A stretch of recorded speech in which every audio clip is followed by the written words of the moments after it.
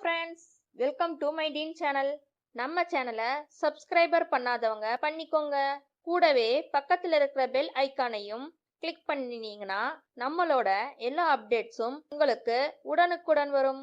So வாங்க வீடியோக்குள்ள போகலாம்.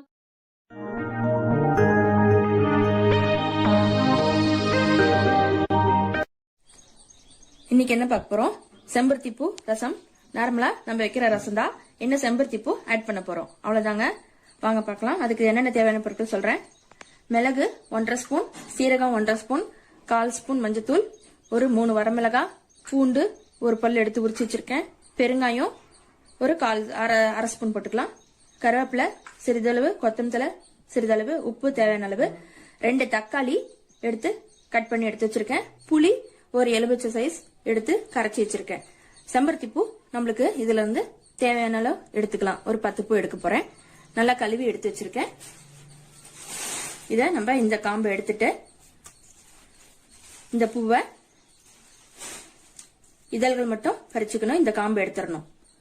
கீழே இருக்கிற காம்பும் மேல இருக்கிற காம்பும் எடுத்துடணும். இப்போ ஒரு மிக்சி ஜார் எடுத்துக்கோங்க. அதுல இந்த பூவை போட்டுக்கலாம். நம்ம எடுத்து வச்சிருக்கிற இந்த தக்காளியும் போட்டு நல்லா பேஸ்டா அரைக்க போறோம்.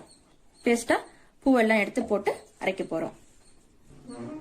தக்காளி போட்டோம். இப்ப பூவெல்லாம் எடுத்து காம்பு தனியா இதழ்கள் தனியா எல்லாம் எடுத்து போட்டாச்சு. பாருங்க, தேவையான அளவு பூ இங்க இருக்குது. நான் ஒரு 10 பூ மட்டும் தான் எடுத்து போட்டிருக்கேன். அரைச்சிட்டு பார்க்கலாம்.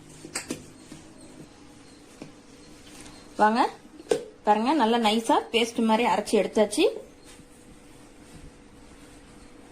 இது ஒரு பக்கம் இருக்கட்டும்.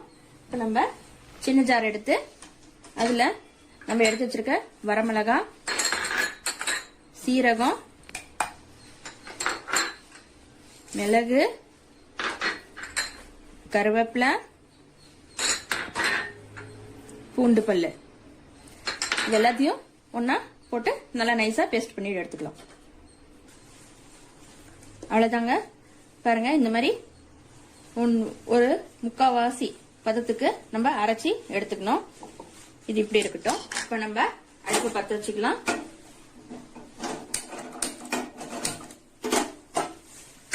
ஒரு பாத்திரம் வச்சுக்கலாம்.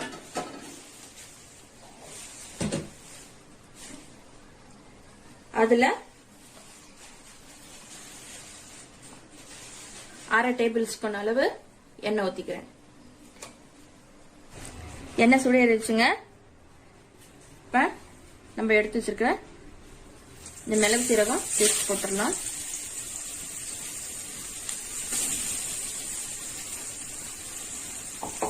அது கூடவே ஒரு கொத்து கருவேப்பிலையும் கழுவி எடுத்து வச்சிருக்கேன். வதங்கட்டும்.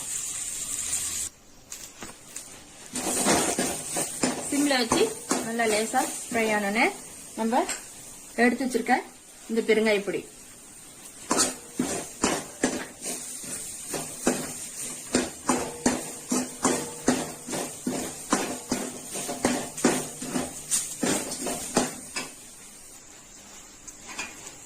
நம்ம அரைச்சி வச்சிருக்க இந்த தக்காளியை போட்டுடலாம்.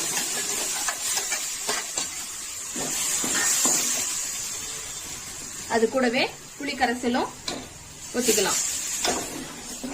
தேவையான அளவு தண்ணி, மிக்ஸி கழுவி தண்ணி எடுத்து ஊத்திக்கலாம். நம்ம மிக்ஸி கழுவி எடுத்திருக்கோம்.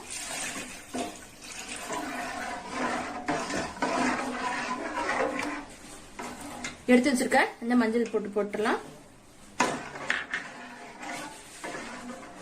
தேவையான அளவு உப்பு,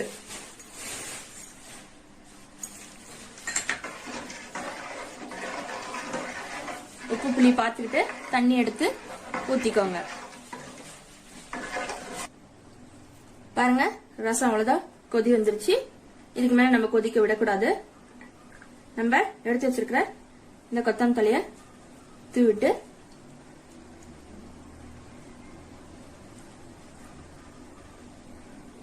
ரசத்தை ஆஃப் பண்ணி விட்டுறலாம். அவ்வளவுதாங்க.